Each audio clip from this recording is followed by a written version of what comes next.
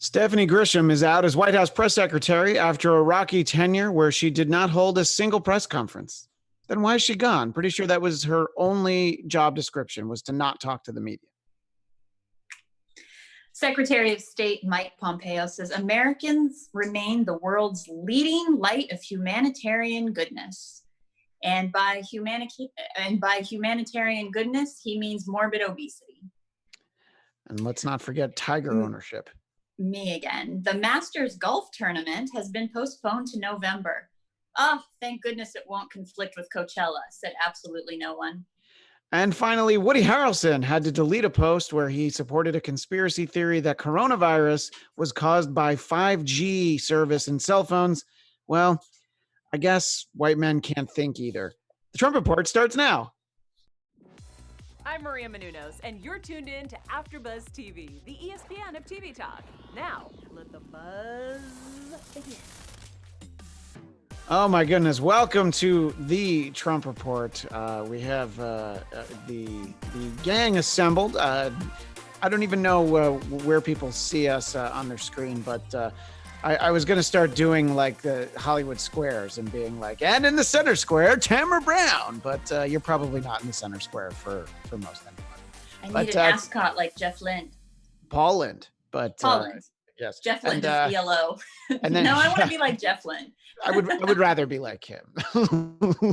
But if you go for the more modern 80s Hollywood squares, we can also say in the top left we have Alf, or also known as Scott Moore.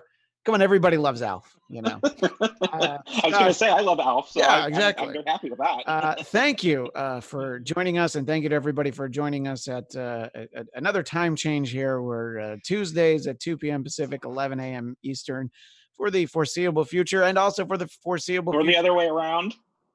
What did I do the times wrong? Yeah. 11 well, you know, whatever. 2 p.m. It's 11 a.m. here. I was looking out because, you know, people in the East Coast can't do the math where they have to, like, you know, add 3. So you always tell them first. And I say this because I grew up in New York. I could never figure it out. It's like, what's mountain time? But anyway, I always like to check in with our hosts before we dive into the headlines. Tamra, how's your isolation going at this week since our last show? I'm doing great. I'm very grateful. You know, so many people I know are anxious and stressed and things like that. I did give blood the other day, and they had a lot of safety precautions in place. But what I keep finding is no matter what safety precautions places put into place, they're never followed correctly. Like they let us know ahead of time, like everybody was going to be spaced apart, at least 6 feet apart. They wanted everybody sitting while you're waiting. Seats were all going to be spaced apart. But yet they, as people were signing in, we were stacked like one right on top of each other. And like nobody said anything about that. As people are sitting spaced apart, still like people hadn't seen each other in a while. So they were like walking around, chatting with their friends. And it's like, I find it that even the most staunchest people who are like, don't leave your house unless you need to walk your dog. It's like, we all can only do the best that we can, because no matter how hard you try to stick to the rules, everybody breaks them or at least exaggerates them when they need to. Yeah, exactly. I mean, depending on where you get, as long as it's convenient, people stay far away. But, you know, it's, in general, you know, you're seeing a lot of good stuff, but then of course, if anybody goes out and sees something wrong, they're very quickly to take a picture and can you believe these people? So and then I mean, it's just like I feel that if anybody is going to be the finger wagger that's telling people, it's like I've already seen hypocrisy. It's like you're only wagging your finger until you know you need to get an extra 1,000 steps in on your Fitbit or something like that, you know? Yeah. Here in Los Angeles, they've, you know, closed down parks and hiking trails and stuff. And I saw those posts that weekend when they were still open. So can you believe how many people are here? I'm like, well, yeah, you're there, idiot. You know? Well, I made one of those posts. Okay. I went to Runyon and I was like, I can't believe how crowded it is. But I guess what I was saying is that I was staying a distance from any other person, but there would be like a group of like 5 people all walking together. And there still is one, because I still take walks like up through the Hollywood Hills, which is pretty desolate, but there are times when I will pass a group of people and it's 3 people, you know, walking together. And at first I'm like, you shouldn't be doing that. Then I'm like, well, for all I know, they all might live in the same house or whatever. Well, I don't that's know. true. My favorite one of those sort of things that I saw was there were probably 2, I don't know, middle-aged guys that were out walking together, and they both had bandanas, but they were around their necks. So I was like, well, then why did you wear them if you're not going to cover your mouth with it? Scott, how's isolation going for you? Have you had to venture out? This is the week that they tell us that we shouldn't buy groceries or go to the pharmacy. I just wish they could have told us over the weekend. But what are you doing? I wish they would have said that too when I went out grocery shopping last week, because I've usually gone just like once a week or so, just because I like to get a lot of fruits and vegetables and things. So I may have to try like Instacart or something, some kind of delivery for the first time this week. But otherwise it's been great. I'm very fortunate, although my job is going to be, basically on hold after this week until we figure out when we can ramp up again, because I'm, working in television production. And so you can't really produce anything when you can't really get out. So there's definitely been some changes, but I'm very fortunate that, I'm able to at least be at home, and I still get out and walk the dogs, which is my break every day. Nice half hour. And when the weather's nice, it's nice to sit outside too. So I'm trying to embrace it the best that I can during this kind of crazy time. And, I've been donating where I can. I've been trying to still take out from local restaurants so I can support them. So, trying to do my part, and otherwise, basically just trying to make the best out of the situation, stay at home, and appreciate that I can, compared to a lot of other people, I'm in a good situation. So I'm trying to just be grateful every day for it. Yeah, I think, look, things are evening out for the most part. The last time I was inside of a supermarket, they had like toilet paper and paper towels. It was a customer service. So you had to go and talk to them and actually get it. You couldn't just, go into the store, with 3 different carts and, fill them up each time or whatever. But I did my first You had pickup. to apply. You had to write an application for toilet paper. Well, you do need a cosigner, and if you misuse the toilet paper, like if you TP a house, you actually go to prison, because this is not the time for TPing. Fair. Yeah. But when Halloween comes around, that'll be a different story. Then there might be an executive order from President Trump that TPing is allowed, but only at Halloween. But I did my first grocery pickup at the pavilions near here, and it was, they just put it in the car, and I actually got everything. I think when people were doing it the first week, it was like, hey, I put in those 5 things that nobody has, and then they told me they didn't have them. So it's like, okay, but so I don't know. I mean, I guess liars. Yeah, right. It seems like it works, and I don't know. Is that the thing they're going to tell us next too? It's like, well, you shouldn't even be picking up groceries. You shouldn't be getting any more food. You need to eat what you already have. And I don't know. Like you just need to starve now completely, because if you don't have any food, you're out of luck. Right. Well, exactly. when Italy and Spain, and I guess they still are on the type of lockdown where you really can't. Oh, I'm going to sneeze. Never mind.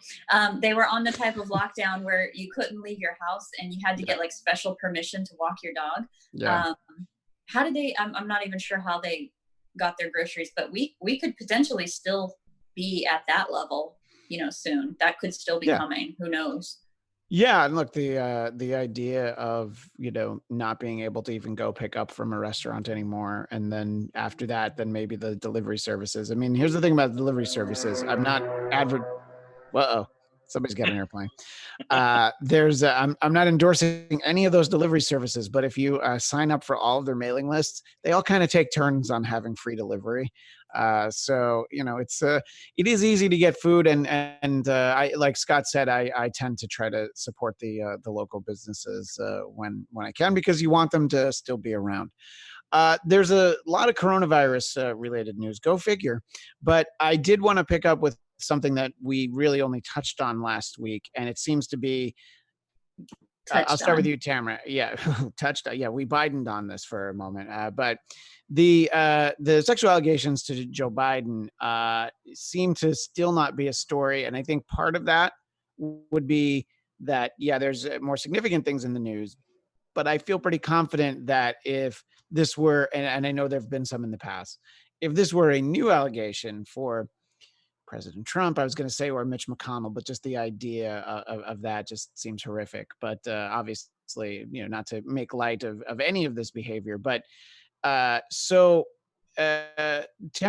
do you think it's primarily that it's because there's more significant news in terms of on the national level, health related news? I mean, these channels are on all day. They could take a few minutes and talk about this if they wanted to. Do you think it's because it's Joe Biden? Well, What are your thoughts? It's hard to say. Like, I think last week, Scott said that it's just because coronavirus is what's absolutely taking over everything that's broadcast. And that's true, because I mean, we're not getting any other news, even entertainment news. Like, it's so, we're really not getting much information of anything that's not coronavirus related. So well, let me amend that. We're getting coronavirus news and whether or not Carol Baskin murdered her husband by feeding him to tigers. Those are the two topics that we're talking about. Yeah. So anything outside of that is really being brushed under the carpet, no matter how important it is. So there's that. I also feel, I had said last week when we talked about it briefly, that I guess the media does have a bias, and they don't want to necessarily paint a Democratic candidate in a negative light. But I think more so on that, I think it's sort of just like, but what do you do with this information? As somebody, if I believe women, I believe the allegation, but what am I? So now I'm going to vote for Trump. Like, what are you supposed to do with it when you have this information? It's just sort of. I guess it's important that it's out there for a character, to get an idea of character, but then it's just kind of like he's so far in the lead at this point. He's going to be the Democratic nominee. So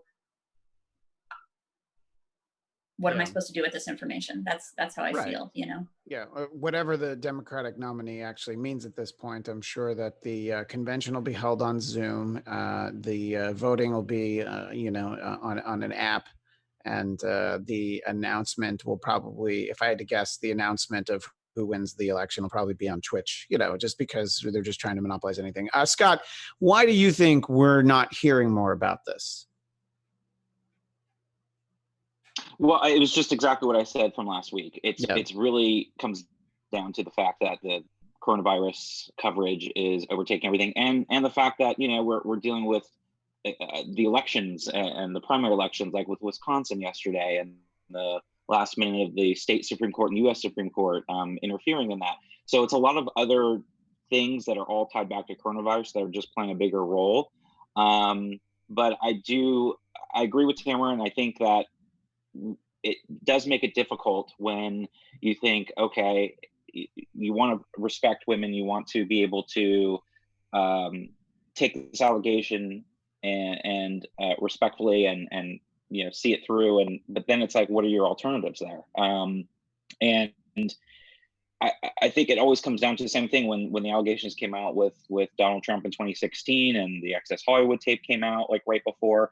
The cynical part of me always wonders about the timing of it too. It's like, well, where was this a couple months ago when other people, were running, like, you sometimes do get concerned when the timing comes out. Sure. And is it timing done to be able to do something to hurt someone? But it's also, it's just a very fine line when you wonder when these allegations come out. When this one took place in 1993, it's sort of like, why now? Where was this in 2008 or other times? But especially curious why now. I'm sorry to interrupt, but especially curious why now, because of if this were a smear campaign to take down Biden.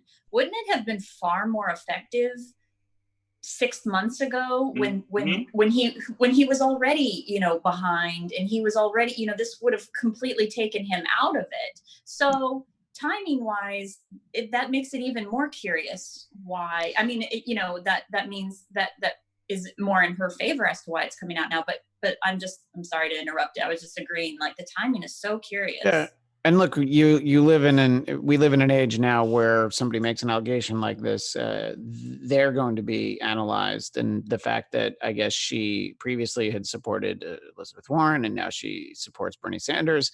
So people are taking that into consideration, that, you know, you can believe that it happened, but then you're like, okay, but this is why she's talking about it now. Or, you know, so it's it seems like it's a messy thing, and because of, you know, in terms of conversationally, and maybe that's why the media isn't devoting time to it. But I also feel like, you know, you can take it seriously, and I don't know, devote like, I don't know, 20 minutes out of a 24-hour day where you, like, you know, analyze it. And maybe, you know, I'm not watching as much news. I just can't.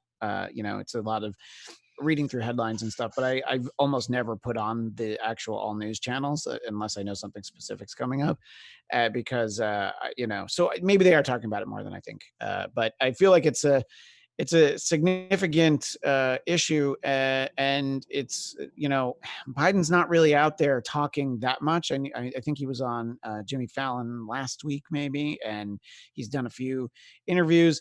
And, you know, we were talking on this show, Tamra, I believe you brought up the fact that, like, you know, Bernie, by being a senator, he's out there, he's actually working. I think it's tough for Biden to do much, because he should definitely be talking, and it's like he should be doing stuff maybe on his own social media, on his own website, and then it's like, so if you're looking for him, you can find him, instead of like him doing like a big media blitz like the Sunday shows, unless he's, you know, going to specifically talk about coronavirus. And apparently, from all the stories that I did read, he Biden and President Trump did actually speak earlier this week about it, and they both said that it was a favorable conversation. And I'm just surprised, Tamra, that we haven't had anyone sort of create the, what do you think that phone call sounded like? You know, nobody's recreated, you know, done like a parody of what that phone call would be. And my question is, why haven't we done it, you and I? Is it because we don't sound like Trump or Biden? Is that really why? I can't do Biden or Bernie to a degree where it would do that bit justice. But you're right. Why hasn't comedians done that? Well, I also would encourage all of us, the three of us, or four when the ladies are here, to do the kind of bit where it's like, here, Scott, and then you grab and then you grab it and then pass it down to Christian. I like that, actually. Yeah. Yeah. And yeah, I was gonna say they should do one, and they should just have Biden be Statler, and then they could just get an orange, and that could be Trump, and then they could get someone could do some voices. It would be great. I would love that. And it was probably just a couple words where they're like, coronavirus bad, and then they hang up. Yeah, exactly. And then it's like, by the way, you're an idiot. Yep, you're an idiot too. All right, I'll talk to you. I'll talk to you in October. Get out of here, you nut. Yeah. See you at the debate. Yeah. It'll be virtual, but I'll see you there. Yeah, right, exactly. What if I've come up with this idea just now for the debate. What they should do is both have World of Warcraft characters, which I assume people still play, and if not, then it's just an old reference. But then they can actually, you know, it can be like within the game, so you have to actually, you know, be logged in, and then you can see them as, I don't know, ogres or orcs, or, you know, some of that nerd stuff. But anyway, besides trying to solve the technological problems, there obviously, anybody who comes down with an extreme case of this, it is significant in their own right, of course. But as of right now, at least at this moment, to me, I feel like British Prime Minister Boris Johnson is kind of one of the more powerful people that are, you know, sidelined by this as a you know, as an actual world leader. You know, despite what people may have thought of him before he got sick, you know, and he's in intensive care. And I guess the reason why I'm interested in this story, and let me know what you think about it, Scott, is I'm surprised that he's kind of the only one. I mean, when you think of, I mean, again, you have to take what you think about Donald Trump out of it. He's not a young guy. He's not a healthy guy. And maybe, maybe he's like one of those like people who Purells every 10 seconds. I actually don't know that about it. It would make sense, if you have to shake a lot of hands and stuff. Well, Go ahead. And he's a purported germaphobe too, so you would think he probably so does. That might actually, But so, what do you think the significance of somebody like Boris Johnson and what I don't even know how the order of succession works in the UK. I feel like if he were to be incapacitated, obviously he would hopefully recover. My understanding is that if he can't serve as prime minister, then Mr. Bean will. Tell me if I'm wrong about that, though. I might be a No, that's exactly okay. Great. Now, it should be great if like John Cleese could do it, and like that would be right. He looks like a prime minister to me. John Cleese, absolutely, yeah. But so, what do you think in terms of the significance of this? Obviously there are ramifications at home, but sort of internationally, do you feel like having your leader is at a time like this? How much? It's way beyond an inconvenience. You know what I mean? It could honestly, it could be catastrophic to not have your leader. So what do you think this could mean, Scott? Well, I mean, I think they're already going through a lot in the UK with Brexit. I mean, the good thing is at least you have the Queen there, who's going to be 94 in a couple weeks. Oh boy. And but I mean, she's there and she represents that continuity for Britain in general. So I having someone like that. She gave a great speech over the weekend. Exactly. She just did a speech, which is something she's only done 4 times prior in 68 years on the throne, besides her Christmas Day speech. So having someone like that sort of represents that continuity and that stability goes a long way for the British people, and especially someone like her who had gone through World War II, through the Blitz, through some of the worst times in UK history. So being able to have that at least helps people. Having your leader in the ICU, though, I think also brings to light just how serious this disease is, and in a odd sense might be able to help people to say, okay, maybe I need to stay home too. If it can affect someone as powerful with all the connections and the greatest access to healthcare in the country and everything else, maybe I too need to stay back. Maybe some people that weren't taking it as seriously will now take it more seriously. So in a weird way, it might help them. But it's a tough time because already they're going through Brexit, which was already traumatic enough for the country, and now going through this virus on top of that, and having your leader affected by it and essentially being in the ICU. I know they have, I forget which minister it is right now, but he is temporarily running the country in the absence of Boris Johnson being able to do it. So the good sense is for them, at least they have the Queen there that gave a good speech and represents that stability for them, where other countries don't necessarily have that. Right. And it's definitely, I think, a surprise, but hopefully a wake-up call for people to know that this disease can affect anyone, rich or poor, powerful or not, and so they need to take it seriously. Well, Scott, I think you answered your own question. Is the Minister of Silly Walks, who is, of course, John Cleese, as you alluded to earlier.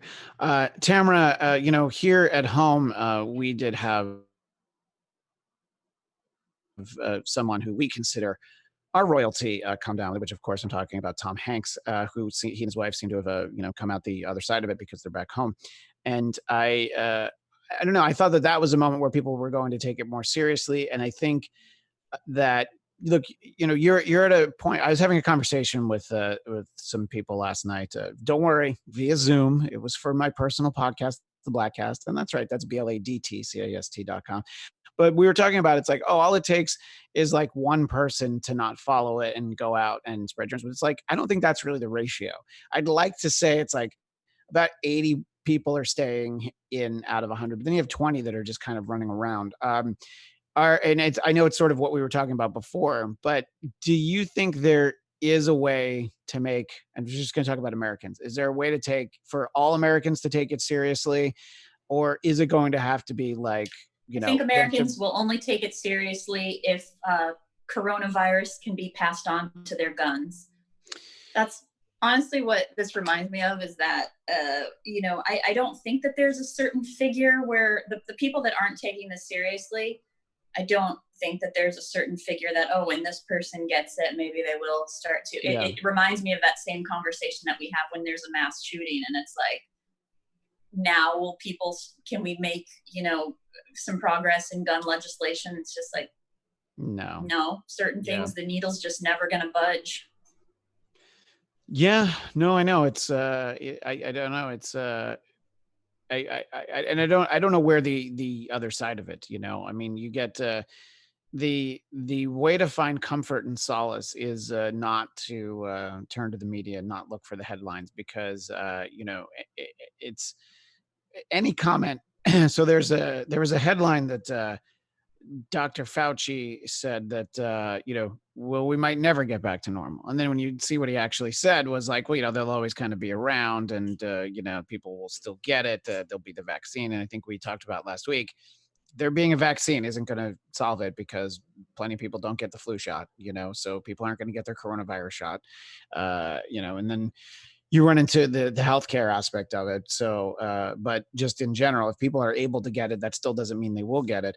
And, you know, then you'll see the other headlines is like, oh yeah, you know, 2020 is kind of shot, but maybe by 2021, you know, things will start to even out.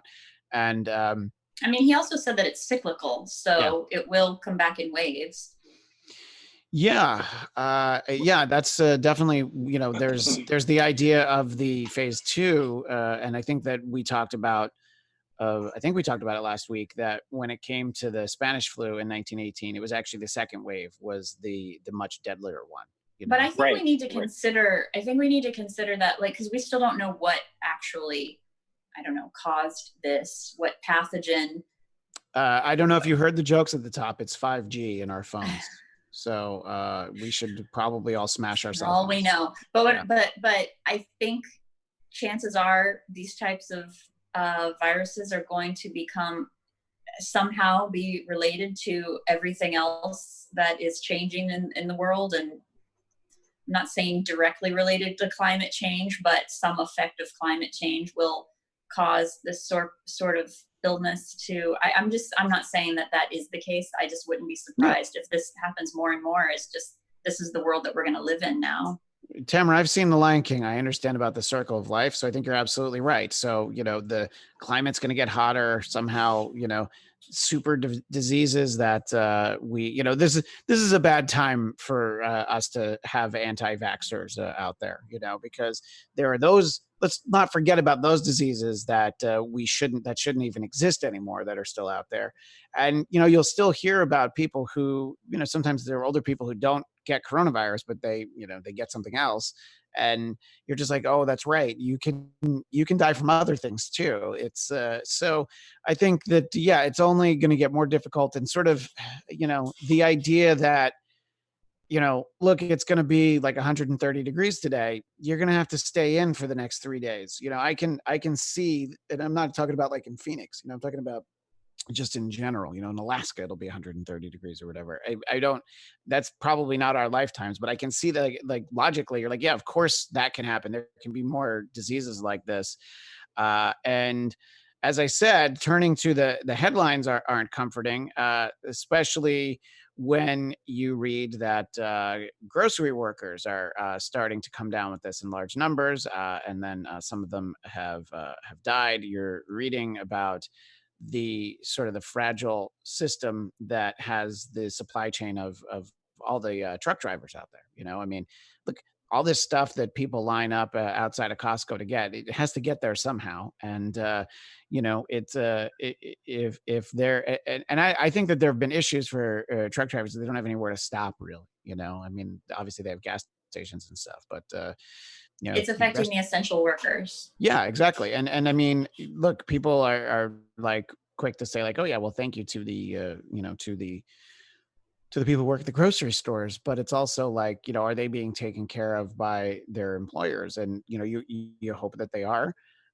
you know, but you can see just how fragile this whole thing is. You know, I mean, our our post-apocalyptic, entertainment that we've had over the years usually doesn't have everybody's cell phone working and the ability to go into, Walmart and get 2 gallons of ice cream.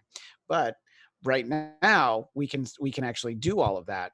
And so this is exactly why I try to not spend a lot of time reading the news, because you're just like, oh yeah, it's just the wind's going to blow the wrong way. And there's going to be nobody to work at the grocery stores. And then even if the grocery stores could open, there's not going to be any stuff to put on the shelves. Look, I'm all in favor of the government getting involved and helping. And I think I was reading that there's going to be more stimulus money for small business. Before we run out of time, I mean, are there big picture things that seem to either of you that, well, here's something that would help? And sure, it's like, you're helping people who are already sick, but sort of keeping the infrastructure, being prepared for things like grocery workers and truck drivers. I'll ask you first, Tamra. Here's things that will help. I do think because this is lasting so long, we are going to get accustomed to certain things that may be a little bit better for us. Just maybe people who weren't washing their hands very frequently, maybe they will now more often. Maybe people will be more conscious about touching their face, and just things that we've now become accustomed to. They will probably last at least for a little while. I've already, when I watch something, I don't know if you guys do this, but I forget that takes place in a time when there's not a pandemic going on. Yeah. So I'll be like, ooh, they just shook hands. And, it takes me out, and I have to remind myself, like, they're not living in my world. Do you know what I mean? Yeah. Yeah, no, they're one of the first days that we were doing AfterBuzz shows like this, I was doing the Curb Your Enthusiasm after show, and they were all at a restaurant. There was a storyline about a waitress who was very sweaty, and a droplet of sweat went into the soup, and you're just like, this is from a different time. So you have to watch. Yeah, no, and it's. Yeah, and look, there's the ideas of like, I don't, most people are gonna be like, what are you doing? Don't try to shake my hand. I guess I'm gonna have to stop sneezing on people when I meet them. So we all have to make sacrifices. Everybody makes sacrifices. Yeah. What do you think, Scott? Are there sort of big things that the government could do that obviously there might be roadblocks? Things that can sort of help us be prepared for other ways, which unfortunately this can certainly get worse. Well, I think the most important thing is testing. I mean, that's really what's going to help get us back to a sense of normalcy, because if they had enough tests to go around, you could theoretically get people back to work knowing that every day they could come in and be tested until we can get some control of this. And then I think the second part of it is that they really need to just have a stockpile created again, not just for pandemics, but just be prepared for emergencies again. With FEMA, just have lots of bottled water and shelf-stable food, and start to really develop a really good stockpile that can be distributed out in an event of emergencies from natural disasters. I mean, we have hurricane season that's coming back in 2 months, and it's forecast to be above average. There's always a threat of earthquakes out here in the West. And so there's things that they should be doing now and learning. And I know Adam Schiff had posted a tweet the other day saying they should do a bipartisan kind of panel and just see what worked and what didn't work. And I think those are two things that they'll really have to look at is how they're using those resources, and what kind of setup are they going to have to be able to be prepared for the next pandemic or next natural disaster. In the meantime, they just need to be ramping up the tests to be able to make it accessible for everyone at any time, so that we can feel confident to be able to go back into society, because that's one of the 4 kind of key points that they're going to need to have to be able to return to normal. And beyond that, it's just going to be able to make sure that, the healthcare system is not going to be overwhelmed. But that's the first thing, testing. They've got to ramp up the tests and make them accessible to everyone, because it's going to be a while in certain parts of the country before we even get to the peak. Yeah, no, I mean, even for, sort of we keep getting told that the next 2 weeks, even a little bit less now, or where it's probably going to be the worst in a lot of places. But what's obviously not helping are what has become sort of a big rallying cry from people. It's not even like a Republican issue. It is a very, very right leaning. This idea that churches have had to be closed because last Sunday was Palm Sunday, and of course Easter's next Sunday. I know it's Passover.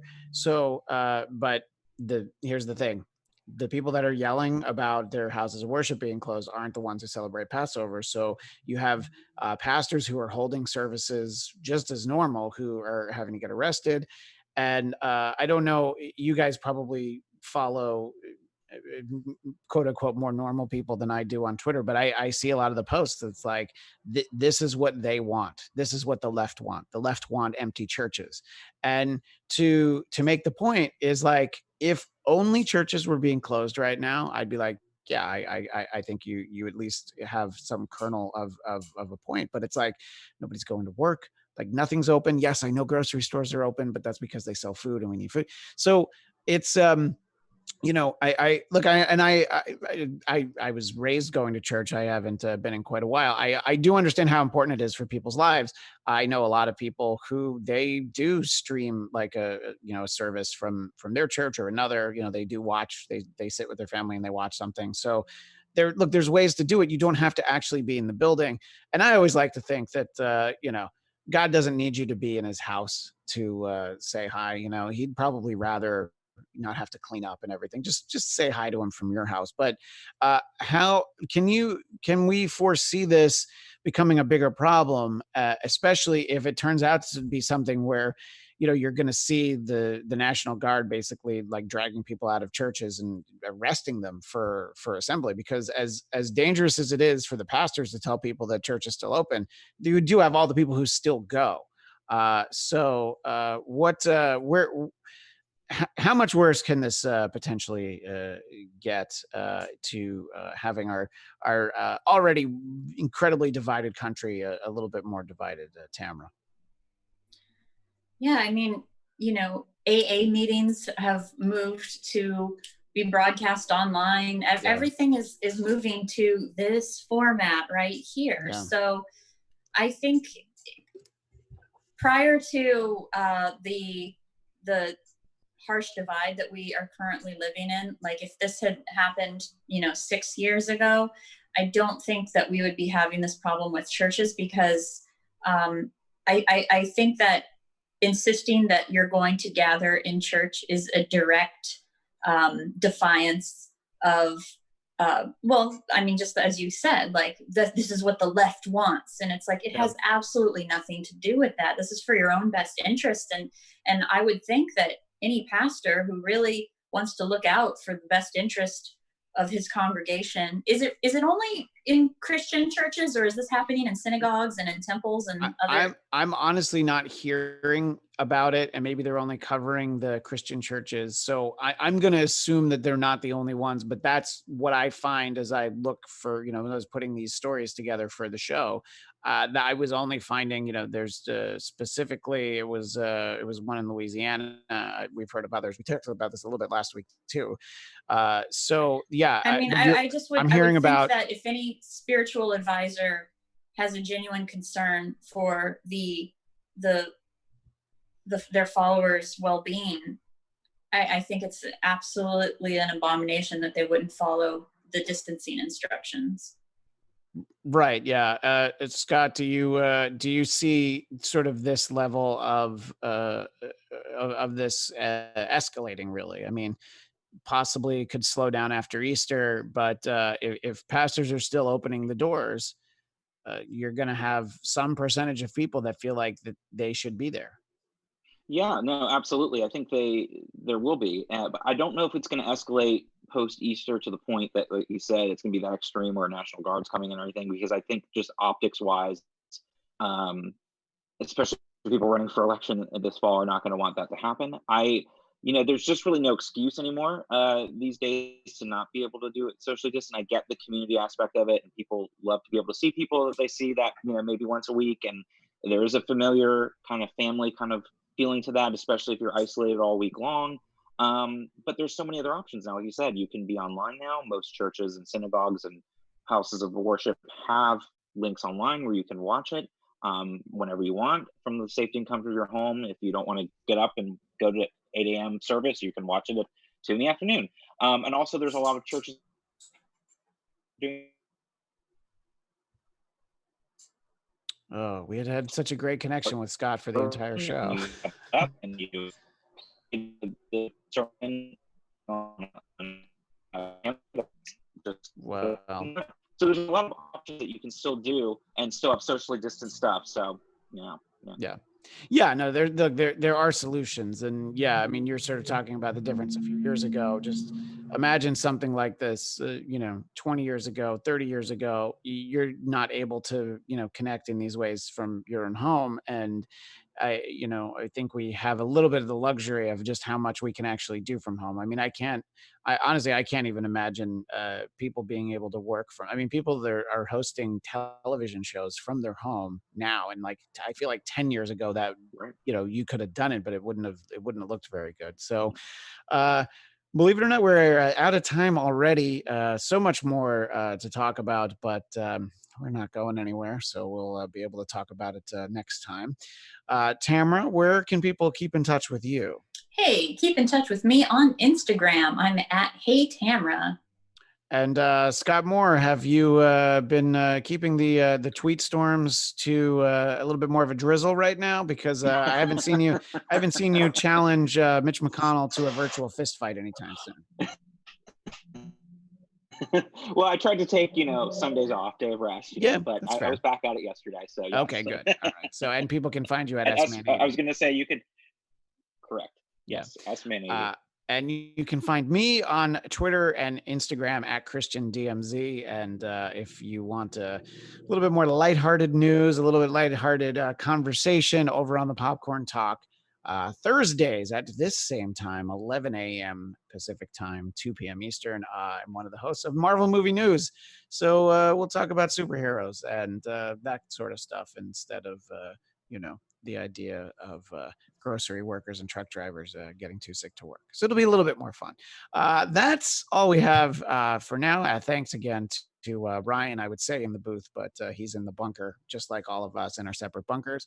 Thanks again to everyone, and we will see you next Tuesday at 11 a.m. Pacific time. Bye, everyone. Our founder, Keven Undergaro, and me, Maria Menounos, would like to thank you for tuning in to AfterBuzz TV. Remember, we're not just the first, we're the biggest in the world, and we're the only destination for all your favorite TV shows. Whatever you crave, we've got it. So go to AfterBuzzTV.com and check out our lineup. Buzz you later. The views expressed herein are those of the hosts only and do not necessarily reflect the views of AfterBuzz TV or its owners or principals.